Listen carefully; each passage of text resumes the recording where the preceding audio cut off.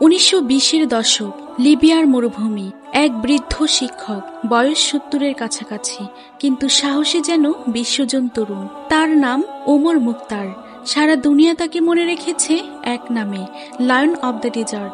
আজ আমি বলবো সেই সিনেমার গল্প, যেটা সত্য ঘটনা অবলম্বনে তৈরি, আর যেখানে এক মানুষের ঈমান আর সাহস পুরো জাতিকে জাগিয়ে তুলেছিল। প্রথম বিশ্বযুদ্ধের পর ইতালি লিবিয়াকে দখল করে। তারা চায় লিবিয়াকে পুরোপুরি নিজেদের উপনিবেশ বানাতে। ইতালির নেতা তখন বেনিটো মুসোলিনি, একজন ফ্যাসিস্ট শাসক। লিবিয়ানরা দমে গেলেও মরুভূমির এক স্কুল শিক্ষক হাল ছাড়েননি। তিনি ছিলেন ওমর মুখতার। তিনি ছিলেন কোরআনের শিক্ষক, সাধারণ একজন মানুষ, কিন্তু অন্যায়ের বিরুদ্ধে দাঁড়ানোর সাহস ছিল তার কাছে সবচেয়ে বড় অস্ত্র।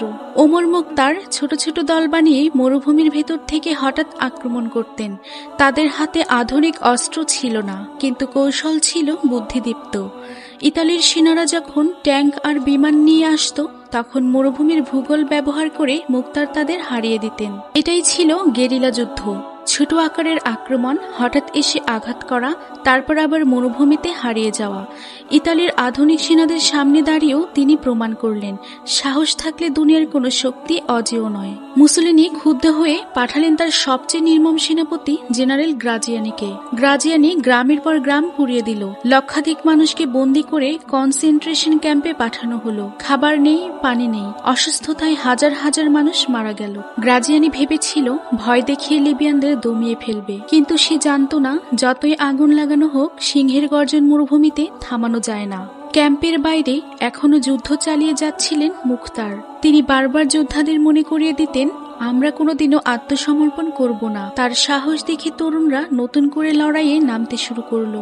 ভাবুন তো, এক বৃদ্ধ শিক্ষক যার শরীর ক্লান্ত, বয়স হয়েছে, তবুও তার সাহস এতটাই শক্তিশালী ছিল যে তরুণ যোদ্ধারাও অনুপ্রাণিত হয়ে বলতো, আমরাও মরুভূমির সিংহের সাথে আছি।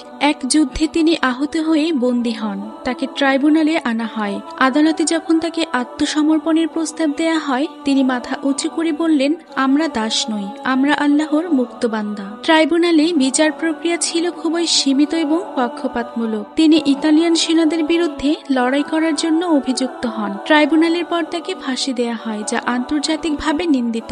1931 সালে হাজার হাজার লিবিয়ানের সামনে ওমর মুখতারকে ফাঁসিতে ঝুলানো হলো। মানুষ কাঁদল, কিন্তু সেই মৃত্যু তাদের মনে চিরদিনের জন্য স্বাধীনতার আগুন জ্বালিয়ে দিল। বহু বছর পর লিবিয়া সত্যিই স্বাধীন হলো।